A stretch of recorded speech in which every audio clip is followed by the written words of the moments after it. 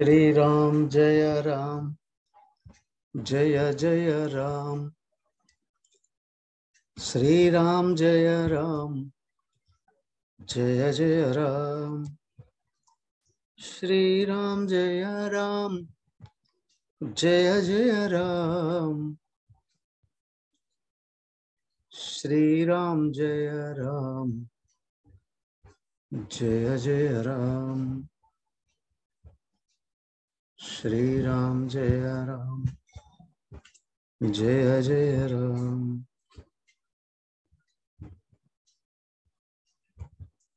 श्री राम जय राम जय जय राम।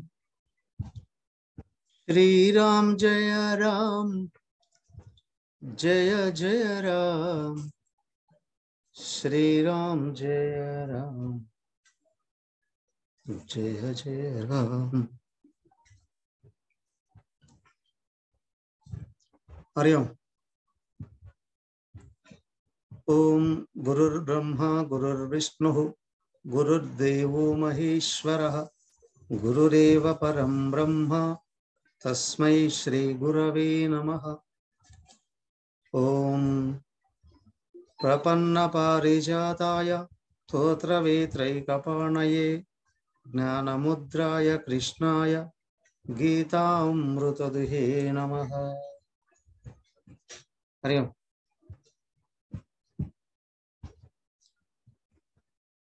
ఎక్కడున్నాం?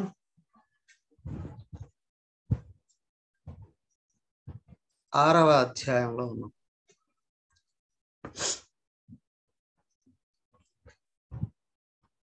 ఆత్మ సంయమ యోగము అని మరియు ధ్యాన యోగం అని 2 పేర్లు దీనికి.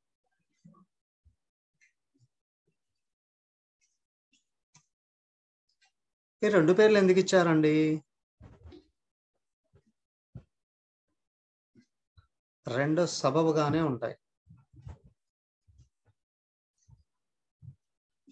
మొదటి సగమేమో మనసును ఎలాగా నిగ్రహించి మన దగ్గర ఉంచుకోవాలి అనేది చూపిస్తే, మిగతా సగమేమో నిగ్రహించబడిన దృష్టిని లక్ష్యమైన ఆత్మయందు ఎలాగా లయం చేయాలో నేర్పించారు.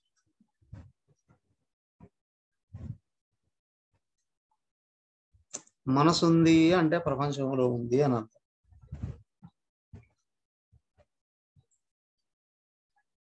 ముందు అలాంటి మనసును వెనక్కి తీయాలి. ఇప్పుడు బుద్ధిని లక్ష్యమైన ఆత్మను విచారణ చేసేటట్లు చేయాలి. ఆత్మ విచారణ చేస్తూ చేస్తూ చేస్తూ చేస్తూనే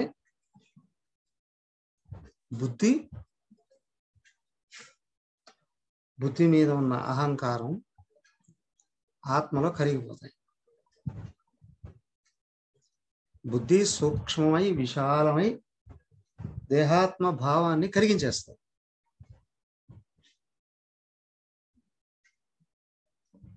అక్కడ మనసు బుద్ధి అనేది 2 ఉండవు. ఇంకా ఆత్మ దృష్టితో కూడిన పరిపూర్ణమైన ప్రేమ మాత్రమే ఉంటారు. ఈ 2 నేర్పించారు ఈ అధ్యాయంలో. కాబట్టి కొంతమంది ఆత్మ సంయమ యోగం అంటారు, కొంతమంది ధ్యాన యోగం అని అంటారు. 2 కరెక్టే.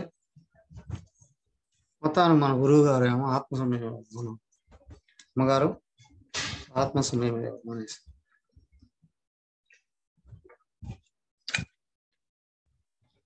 సరే చూద్దాం. నిన్న చెప్పని వాళ్ళు ఎవరు? రామసుబ్బమ్మ గారు 6వ అధ్యాయం గురించి సారాంశం మీ మాటల్లో. హరి ఓం స్వామీజీ. అమ్మా,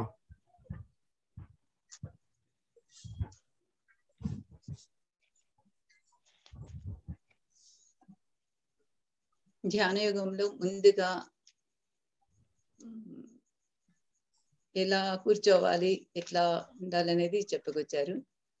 స్థిరంగా కూర్చొని వెన్నెముక మేడ శిరస్సు నిటారుగా ఉంచి కూర్చొని మనస్సును ఎటువైపుకి పోనివ్వకుండా ముందు చిత్రపటం చూస్తూ తర్వాత నెమ్మదిగా మనస్సుని ఆత్మవైపుకి తిప్పుకుంటూ ఆత్మని ధ్యానించాలి చెప్పుకొచ్చారు స్వామీజీ.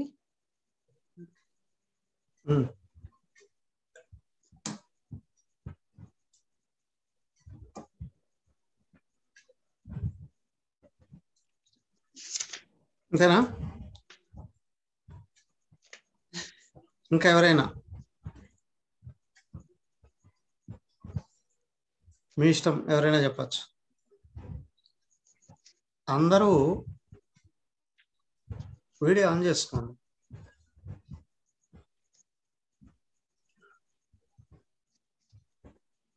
వీలైన వాళ్ళందరూ వీడియో ఆన్ చేసుకోండి.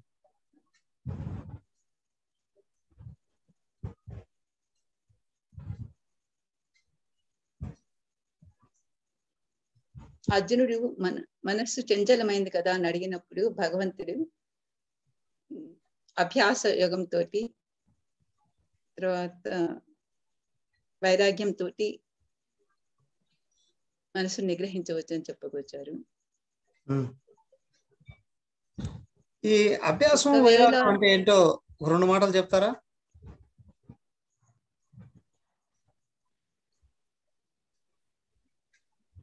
అభ్యాసం వైరాగ్యం అంటే ఏంటో 2 మాటలు. అభ్యాసం అంటే మనసుకి క్రమశిక్షణగా ఇస్తూ అభ్యాసం చేసుకుంటూ రావాలి. వైరాగ్యం అంటే మనకి వివేక వైరాగ్యాలు చెప్పుకొస్తారు కదా స్వామీజీ తత్వబోధులు అట్లా. కానీ నాకు అనిపించింది వైరాగ్యం అంటే ఇప్పుడే చెప్పుకున్నాం కదా, మనసును ప్రపంచం నుండి వెనక్కి లాగడం. అభ్యాసం అంటే ఆత్మభావాన్ని నిలబెట్టడము అని నాకు అనిపించింది. అంతే ఉంటుంది. మాకే రాదు, మాకే వస్తుంది. ఈ క్రమశిక్షణ అనేటువంటిది అది ముందే వెళ్ళిపోయింటుంది. ధ్యానం చేసుకోవాలి అనుకున్నట్టు వాడు క్రమశిక్షణ తప్పడు. నియమావళి అనేటువంటిది కూడా, అంటే అర్హతను సంపాదించుకోవడం అనేది కూడా మొదటి 10 శ్లోకాల్లో చెప్పేశారు. ధ్యానానికి అర్హత ఏంటి అనేది మొదటి 10 శ్లోకాల్లో, 6వ అధ్యాయం మొదటి 10 శ్లోకాల్లో చెప్పేశారు. ఈ అధ్యాయం గురించి ఇంకా ఎవరైనా ఏమైనా చెప్తారా?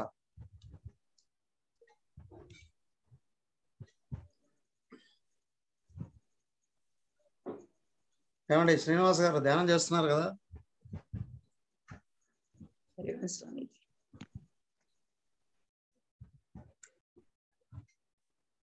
బాహ్య విషయాల నుంచి మనసును వెనక్కి లాగి ఆత్మ వైపు తిప్పడం. ఓకే, అదే మొత్తం మీద ఇంకా అంటే ఇంతవరకు చెప్పని విషయాలు ఏమైనా?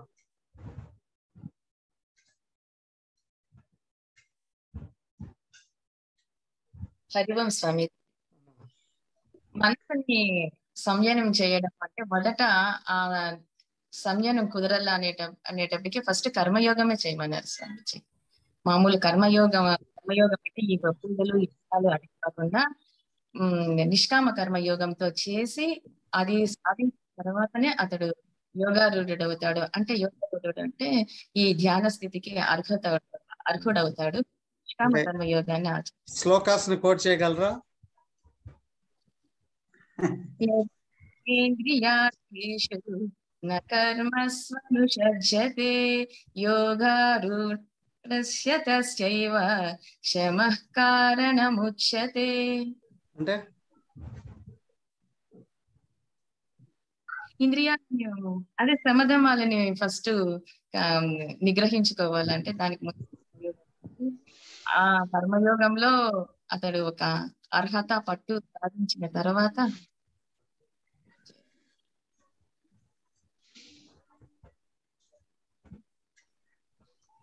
అలాగే సుహుర్ నృత్య యుధాసేన మధ్యస్థ ద్వేష బంధుషు, ఇలాంటివన్నీ మనం భౌతిక వ్యవహారాలు అంటే ఇలాంటి క్వాలిటీలు పెంపొందించుకుంటా అన్నప్పుడు ఆటోమేటిక్ గా మనసు అనేది కొంచెం సమయం పొందుతుంది, ధ్యానానికి అర్హత సాధిస్తుంది. మీరు ముందు చెప్పిన శ్లోకంలో యదాహి ఇంద్రియార్థేషు న కర్మసు న అనుసజ్జతే, ఎవడు కర్మలలోనూ తగులుకోకుండా ఉంటాడో, ఎవడు ఇంద్రియాలతోనూ తాదాత్మ్యం లేకుండా ఉంటాడో, అంటే ఇంద్రియాలు అంటే విషయాల్లో, కర్మలలోనూ ఇరుక్కుపోకుండా, విషయాలలోనూ ఇరుక్కుపోకుండా, అలాగే ఆలోచనలలో కూడా ఇరుక్కుపోకుండా, మూడింటిని వదిలేసిన వాడు సన్యాసి, యోగారూఢుడు.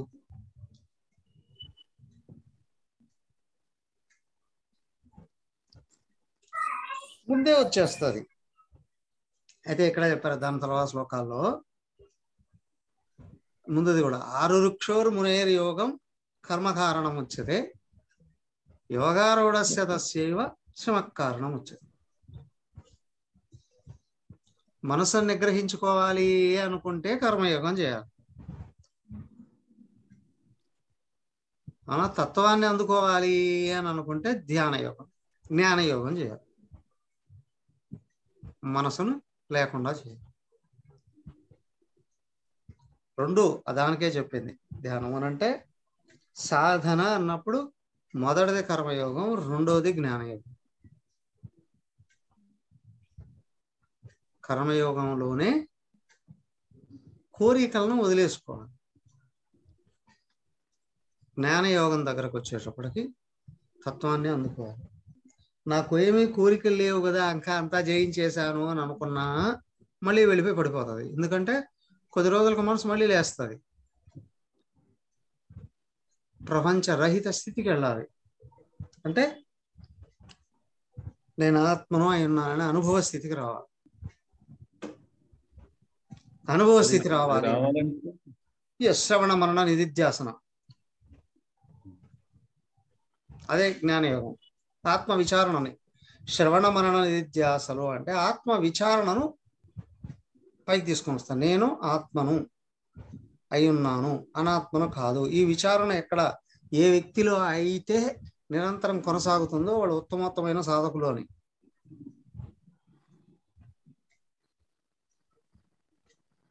సో దానికి కూడా నిత్య వస్తు విచారణ కావాలి. అదే కదా వివేకం, అదే జ్ఞానం. అదంతా ముందు రావాలి, దానికే ముందు చెప్పేసింది. అంటే ఇప్పుడు చూడండి, మనసును దిగజార్చుకోవద్దు, మనసును నిగ్రహించుకోండి అన్న. మనసుగా జారిపోతే అదే నీకు శత్రువు అవుతుంది, మనసు నిగ్రహించబడితే అదే మిత్రువు అవుతుంది అని కూడా చెప్పారు. దాని తర్వాత 7-8 శ్లోకాల్లో అర్హతనంతా చెప్పేశారు. జితాత్మన అంటే శరీరాన్ని గ్రహించుకోవడం, ప్రశాంతస్య మనశ్శాంతించడం, పరమాత్మ సమాహిత ఆత్మను ఎప్పుడు గుర్తిస్తూ ఉండగలగడం, అంటే దైవానికి దగ్గరగా ఉన్నట్టు గుర్తించడం. సో దాంట్లో ముఖ్యంగా చెదిరిపోయేది ఏంటంటే ద్వంద్వాలు, శీతోష్ణాలు, సుఖ దుఃఖాలు, మానవమానాలు. వీటిల్లో పడిపోకండి, అవి కోరుకోకండి అని. తర్వాత జ్ఞాన విజ్ఞాన తృప్తాత్మ,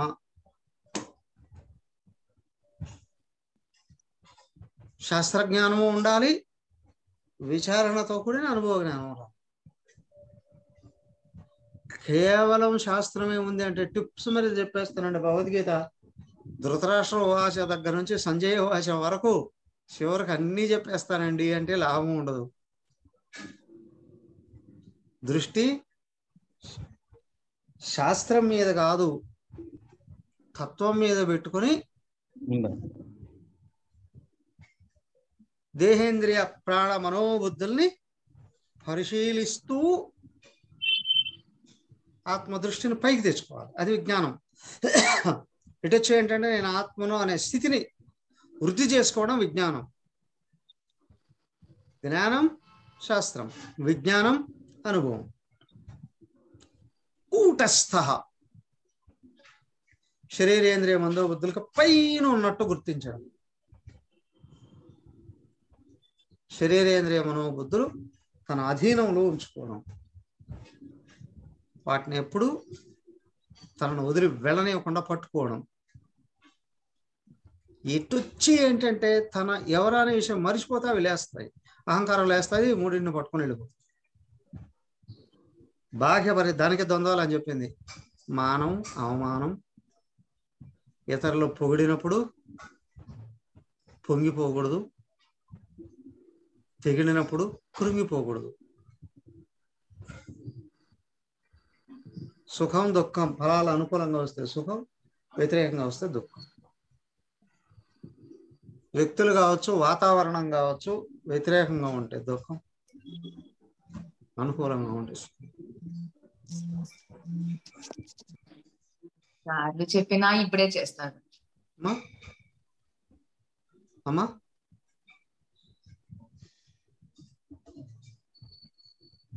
సో కాబట్టి అండి కూటస్థ మూడింటికి ఎప్పుడు పైన ఉండడం.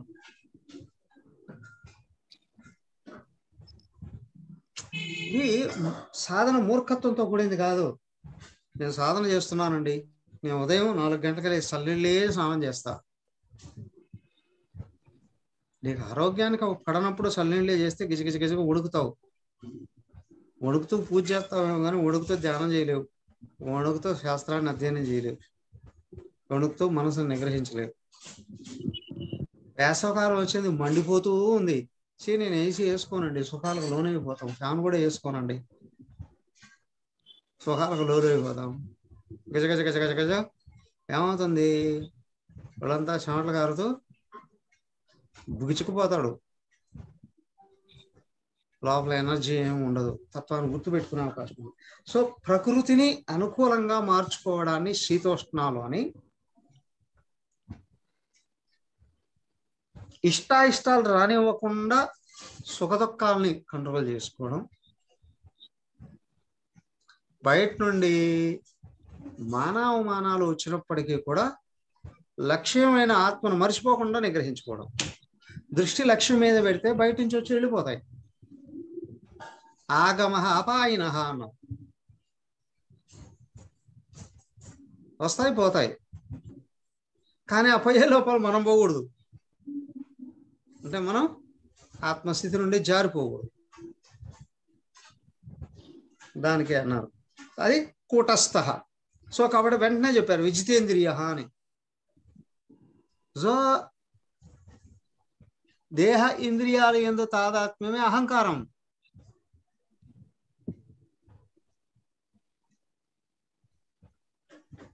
వాటిని నిగ్రహించుకొని తనను తను గుర్తు పెట్టుకోవడమే కూటస్థ ఇంద్రియం, కూటస్థ విజితేంద్రియం. యుక్త ఇది ఉచ్యతే, యోగి ఇది ఉచ్యతే. అయితే వెంటనే చెప్పారు చూడండి, సమ లోష్టాశ్మ కాంచన. మట్టి రాయి బంగారాన్ని సమానంగా చూసేవాడు. అయితే పిచ్చోడో లేదో పిల్లవాడో అయి ఉంటాడు, బాలుడు అయి ఉంటాడు కదా. తేడా తెలియని వాడు కాదు ఇక్కడ, వాటిని కోరని వాడు, వాటి యందు ఆసక్తి లేనివాడు.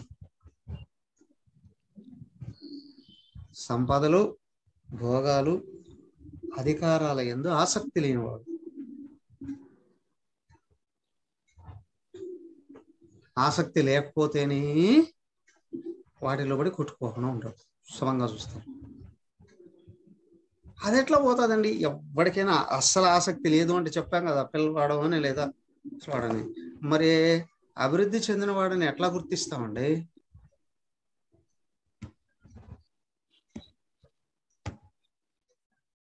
అంటే ఒకటే, వీటికంటే గొప్పదైన ఆత్మను ఆశ్రయించి ఉన్న వాడికి ఇవి చిన్నగా కనిపిస్తాయి.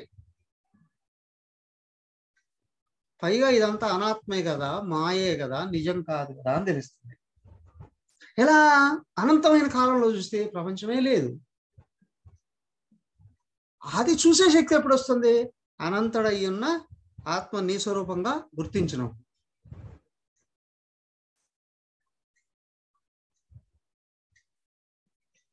ఇదంతా ప్రిపరేషనే.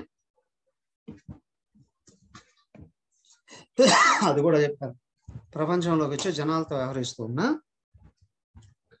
అందరినీ సమానంగానే భావించి, ఎలా పైకి కనిపించే ఉపాధులన్నీ నిజం కాదు మొదటే చెప్పేసి, లోపల ఉన్న ఆత్మేమో అందరిలో ఒకటే అయింది. నీకు ఎవరితో ఏ సంబంధం అవసరం లేదు.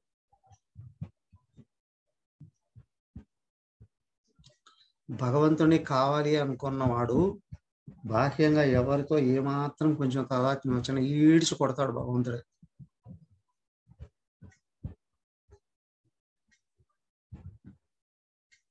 అయితే ఉండకూడదా? గుర్తించాలి అందరూ పరమాత్మే ఉన్నారు అని. సో ఇక్కడ దేశం ఉండదు. రెండోది, ఉపాధికి సంబంధించిన బాధ్యతలను ఎప్పుడూ నెగ్లెక్ట్ చేయదు. అది గుర్తుంచుకోవాలి. భయపడచ్చు, భార్య క్లాస్ వింటుంటే భర్త భయపడచ్చు, భర్త క్లాస్ వింటుంటే భార్య కూడా భయపడచ్చు. ఇట్లాంటి చోట్ల డైరెక్ట్ గా నేనే చూసాను. అవునా? ఏ సంబంధం వద్దు అంటే, సంబంధం వద్దు అంటే అక్కడ అజ్ఞానంతో సంబంధం వద్దు అని. బాహ్యంగా గృహస్థాశ్రమంలో ఉన్న వానప్రస్థంలో ఉన్న వాళ్ళ బాధ్యతలు వాళ్ళు గుర్తుండాలి, తప్పనిసరిగా నిర్వర్తించాలి. ఎవరైనా అంతర్ముఖంగా చూసినప్పుడు అందరూ పరమాత్మయే అయి ఉన్నారు అనే దాంట్లో రాగద్వేషాలు ఎగిరిపోతాయి. ఇది స్లోగా లోపల గుడ్డు పిల్లగా మారినట్లు పిందె పండుగ మారడం అనేటువంటిది ఎలా అయితే అవుతుందో అలాగా స్లోగా లోపల పరిపక్వత, మాయా ప్రపంచం మీద ఉన్న తాదాత్మ్యమైనటువంటి మురికి స్లోగా ఫిల్టర్ అవుతూ వస్తుంది. సో బయట ఎవరికి భయం రాదు, ధైర్యం వస్తుంది. అనుమానం రాదు, నమ్మకం వస్తుంది.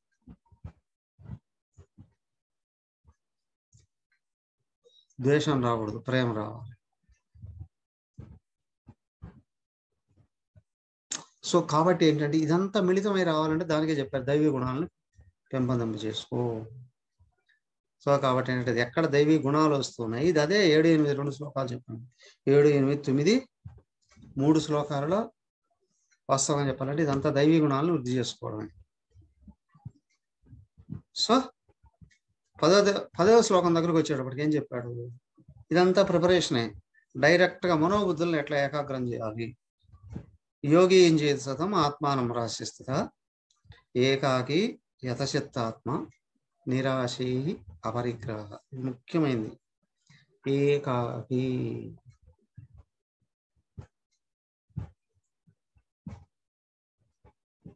ఏకాకిలైపోయాలండి, నాకెవడు లేడలేదు కాదు ఇక్కడ. ప్రపంచం అంతా చూశానండి, అనుభవించాను, నాకు అవసరం లేదు ఇక్కడ.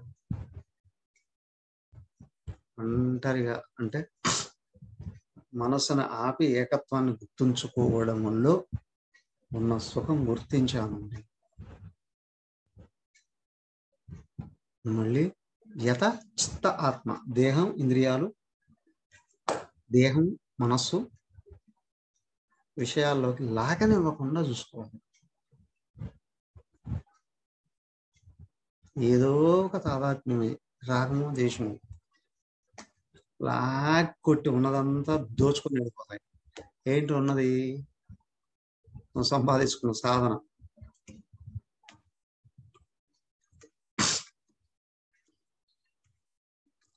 లోపల స్లోగా వృద్ధి కావాలి. నిరాశీ. నీ చేసే సాధనకు ఫలాలు వస్తాయా? ఫలం నువ్వే అయినాయా? భవిష్యత్తు వైపు చూడకు. అపరిగ్రహ. ఇదిగో ప్రపంచంలో దేన్ని పట్టుకో, దేని చుట్టూ తిరగనివ్వు మనసుని. అప్పుడు నువ్వే పరమాత్మవు.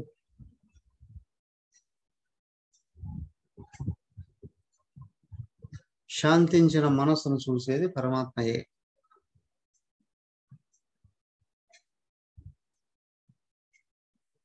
అలజడులతో కూడిన మనసులో కొట్టుకుపోయేది జీవ.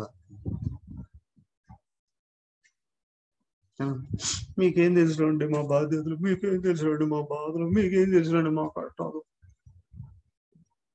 మీకేం తెలుసులండి మా సమస్యలు, మీకేం తెలుసులండి మా ఒత్తిడి, మీకేం తెలుసులండి. తెలుసుకోవాల్సిన అవసరం ఏంటి? ఇట్లా అనేవాడు తెలుసుకోవాల్సింది ఒకటి, నువ్వెవరో తెలుసుకోవయ్యా.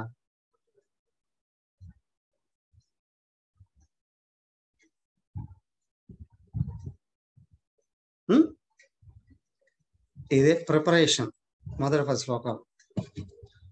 తర్వాత 5 శ్లోకాలలో శరీరేంద్రియ మనోబుద్ధుల్ని. స్వామీజీ ఇది 6వ అధ్యాయము, ఇంకా అంటే లాస్ట్ కదా ధ్యానము. ఈ మధ్యలో ఇక్కడ పెట్టినప్పుడు సాధకుడు అందుకోగలుగుతాడు స్వామి? ఈ స్టేజ్ లో ఉన్న సాధకుడు ఇది అందుకోగలుగుతాడు అంటే అతనికి ఇంకా శ్రవణం అనే నిధ్యాసనలు కానీ జ్ఞానం కానీ ఇంకా ఉండే, కర్మ సన్యాసం అంటే కర్మ వరకే వచ్చినాడు కదా. గాంధీ గారు కర్మయోగంతోనే అందుకున్నాడు.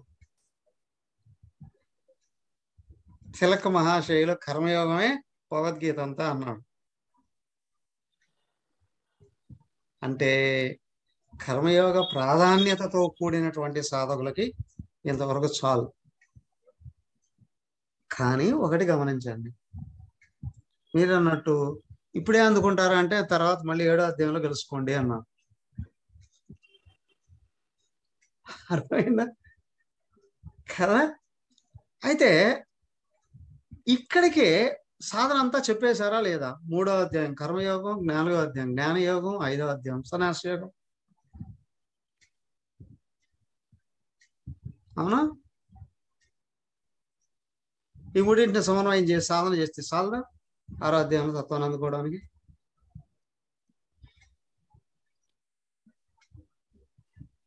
అది కాదండి నాకు భక్తి అంటే ఇష్టం అండి, భక్తిని గురించి చెప్పలేదే. సరే రా 7వ అధ్యాయంలో కలుసుకుందాం అన్నారు. అర్థమైందా? సో ఇక్కడ ఏంటి అంటే పరిపక్వుడైన హృదయం కలిగినటువంటి వాడికి ఇక్కడతోనే సాధన నిలబడుతుంది. లేదండి అందరి గురించి కామన్ గా చెప్తూ ఉండేటప్పుడు ఏమవుతుంది అని అంటే స్లోగా పరిపక్వత చెందుతూ ఉన్నటువంటి వాడికి క్రమంగా శ్రవణం చేయడం అనేటువంటిది ఏదైతే ఉందో నెమ్మదిగా పరిపక్వతకు దారితీస్తుంది. సాధకుడి యొక్క అర్హతను బట్టి క్రమంగా ముందుకు. ఇప్పుడు ధ్యానం చేస్తున్నారు అని అనుకోండి, ఈ అధ్యాయం తీసుకోవాల్సిందే కదా. ఒకటి, ధ్యానం ఎప్పుడు చేస్తారని అన్ని అయిపోయిన తర్వాత చేస్తామండి అంటే మనసు నిలబడుతుందా? లేదు. కాబట్టి ఏం చేయాలి? ఇక్కడి నుంచి ప్రాక్టీస్ చేద్దాం అని.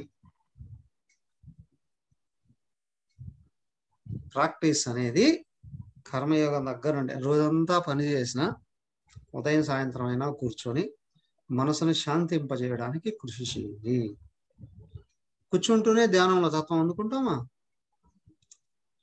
క్రమంగా ముందుకెళ్తూ ఉండాలి. కాబట్టి ఇక్కడ నుంచి రోజు ఈ అధ్యాయం దగ్గరకు వచ్చామంటే రోజు కొంచెం ధ్యానం ప్రాక్టీస్ చేస్తూ రావాలి.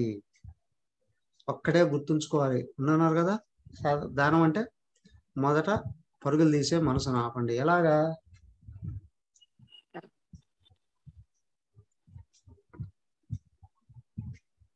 నువ్వు ఎక్కడున్నావో అక్కడ నిలబెట్టుకో.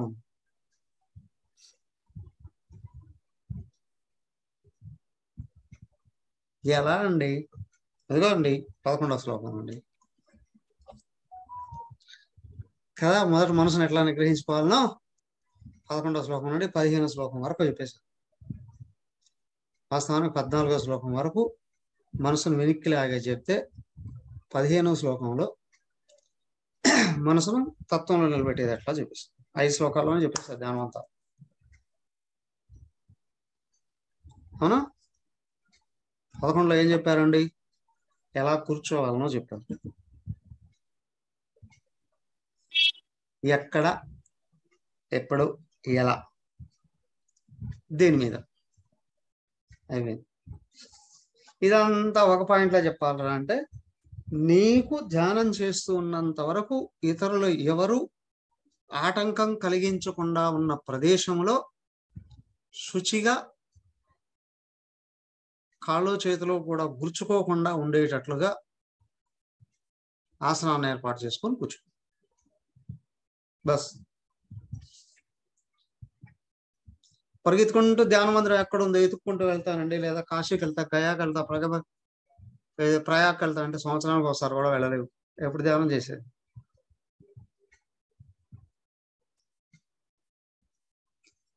సో మీ ఇంట్లోనే ప్రాక్టీస్ చేయండి.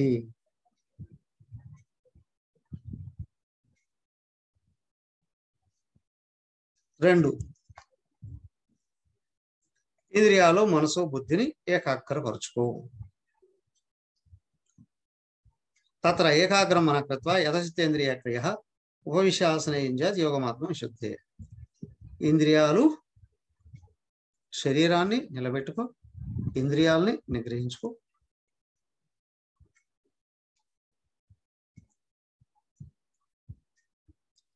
అనవసరమైన చర్యల దేహంలో రానియకుండా చూసుకో. కూర్చొని అయ్యా ధ్యానం దేని కొరకు? ఏమంటే నేను ధ్యానంలో కూర్చుంటే స్వర్గానికి వెళ్తానా, వైకుంఠం వెళ్తానా, కైలాసం వెళ్తానా, లేదా విష్ణుదేవుడు నాకేమైనా వరాలు ఇస్తాడా, శివుడు ఏమైనా తల మీద చెవి పెడతాడా, నేను అట్లాగా అందరి చేత పూజలు అందుకునే మహాత్మునే అయిపోతానా?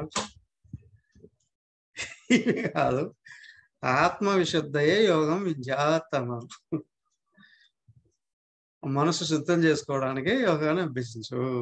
ఇది లక్ష్యం, మార్గం. మనశుద్ధి అయ్యే కొద్దీ మనశ్శాంతి ఇస్తుంది. శాంతించినప్పుడు తనెవరో గుర్తు చేసుకునే అవకాశం వస్తుంది కదా. తర్వాత మళ్ళీ ఇంకోటి, సమంకాయ శిరోగ్రీవం ధారయన్నచలం శిరః సంప్రేక్ష నాసికాగ్రంసం దిశశ్చనవలోకయం. దీంట్లో భౌతికంగా యోగం గురించి చెప్పారు, యోగ మార్గంలో సాధన చెప్పారు. అంతర్గతంగా జ్ఞానయోగ సాధన చెప్పారు. శరీరం మెడ తల నిటారుగా పెట్టుకో. కొంతమంది అడుగుతూ ఉంటారు, స్వామి నేను ధ్యానం చేసేటప్పుడు చుట్టూ వంగిపోతానే అని. నిద్రను ఏంటది, లేదా పరధ్యానం అయినా ఏంటది.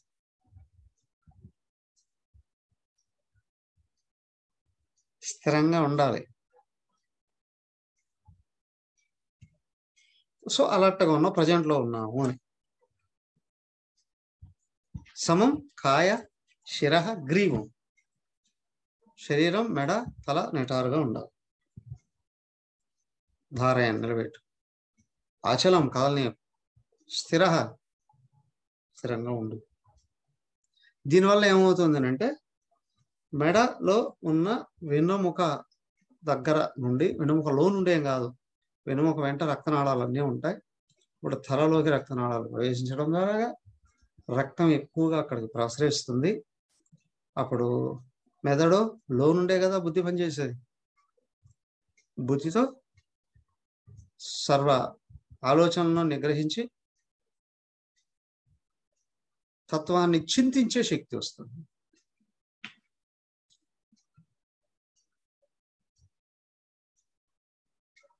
సంప్రేక్ష నాసికాగ్రం స్వం.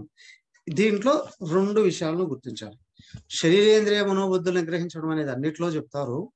ముఖ్యంగా నాసికాగ్రం యోగ మార్గంలో ముక్కు చివర చూడవయ్యా. ఆయన ఎవరు అడిగారట, ఏమండి ఈ చివర ఆ చివర,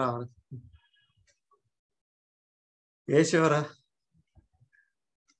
శంకర్ల వారు చెప్తారు, ఏ చివర చేసినా అదే నీ కంట్లో నరాలు తెగిపోతాయి, జాగ్రత్త.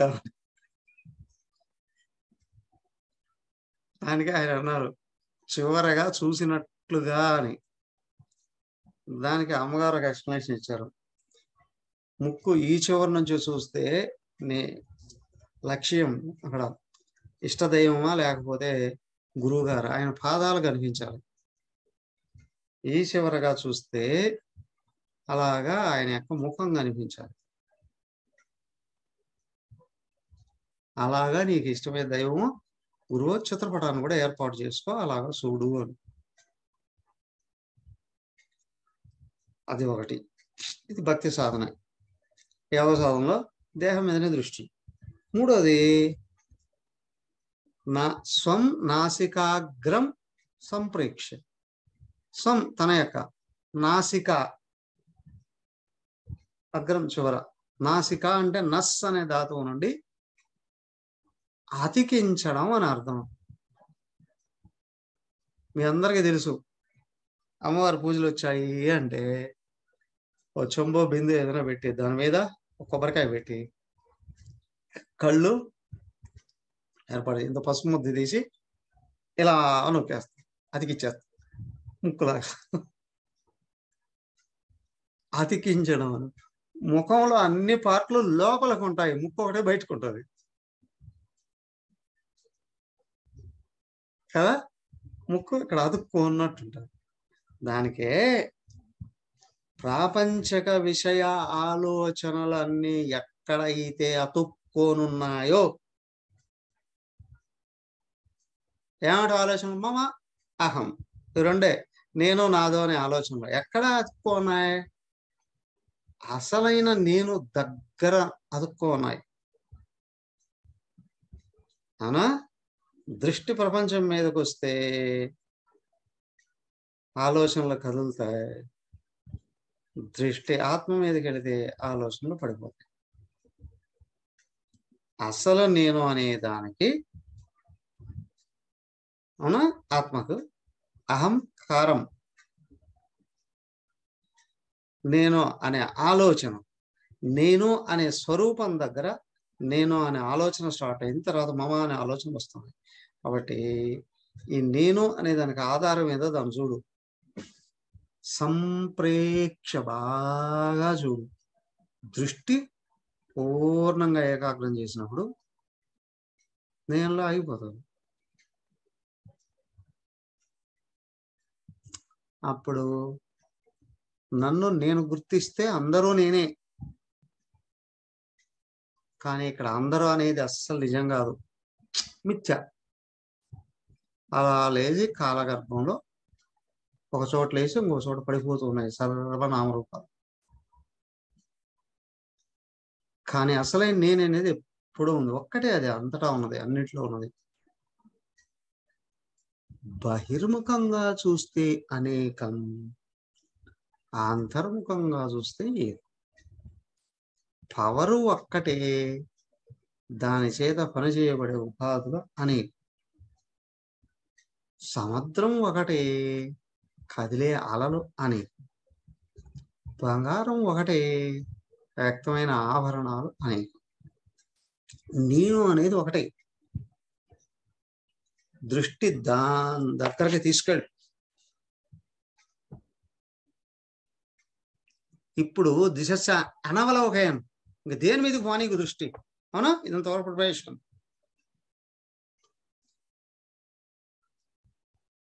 కదా. మనసును వెనక్కి తీసుకొని మూలం దగ్గరికి తీసుకు